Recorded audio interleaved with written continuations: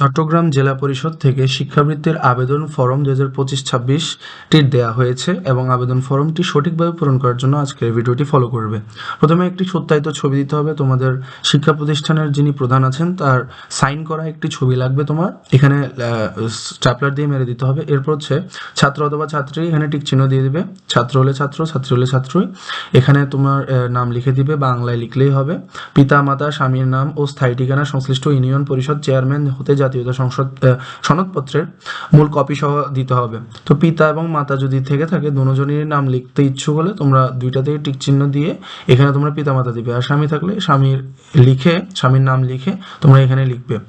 এরপর স্থায়ী ঠিকানা দিতে বলা হয়েছে। তো এখানে গ্রাম, ইউনিয়ন, উপজেলা এবং জেলা পরপর লিখবে।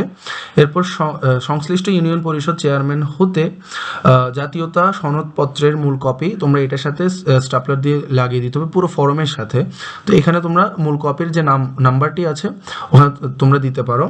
বর্তমান ঠিকানা তোমাকে দিতে বলা হয়েছে, বাড়ি, রাস্তার নাম্বার, কলোনি যদি থেকে থাকে কলোনির নাম্বার, এরপর জেলা চট্টগ্রাম দিয়ে দিতে হবে। অভিভাবকের নাম, তোমার অভিভাবক কে, তোমার বাবা হলে এখানে তোমার বাবার নাম দিয়ে দিবে এবং সম্পর্কে এখানে পিতা লিখে দিতে হবে। অভিভাবকের পেশা ও বাৎসরিক আয় দিতে হবে। পেশা এখানে যেহেতু দিয়েছে কৃষক দিয়ে দিলাম। এরপর হচ্ছে বাৎসরিক আয় 50,000 টাকার মতো এখানে আনুমানিক দেওয়া হয়েছে, তুমি তোমারটা দিয়ে দিবে। অধ্যয়নরত শিক্ষা প্রতিষ্ঠানের নাম, এখানে কলেজের নাম দেওয়া হয়েছে, তুমি তোমার শিক্ষা প্রতিষ্ঠানের নাম লিখে দিবে। অধ্যয়নরত কোর্সের নাম, তো এখানে কোর্স এইচএসসি হতে পারে, এসএসসি হতে পারে।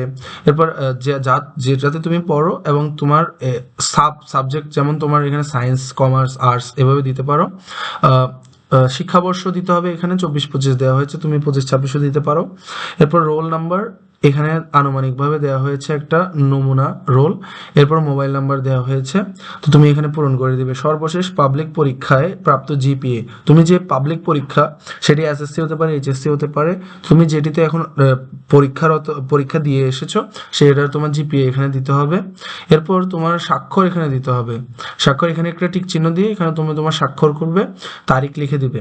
তো এরপর তোমার শিক্ষা প্রতিষ্ঠান প্রধান বা বিভাগীয় প্রধানের সিল সহ একটা স্বাক্ষর এখানে একটা সিল করে দিবেন উনি, এবং তার স্বাক্ষরটা এখানে তিনি দিয়ে দিবেন, তারিখটা এখানে দিয়ে দিবেন। তো এটি করেই তুমি তোমার পুরো আবেদন ফর্মটি শিক্ষাবৃত্তির তুমি সঠিকভাবে পূরণ করতে পারবে। তো থ্যাংক ইউ পুরো ভিডিওটি দেখার জন্য। সাবস্ক্রাইব করে পাশে থাকবে।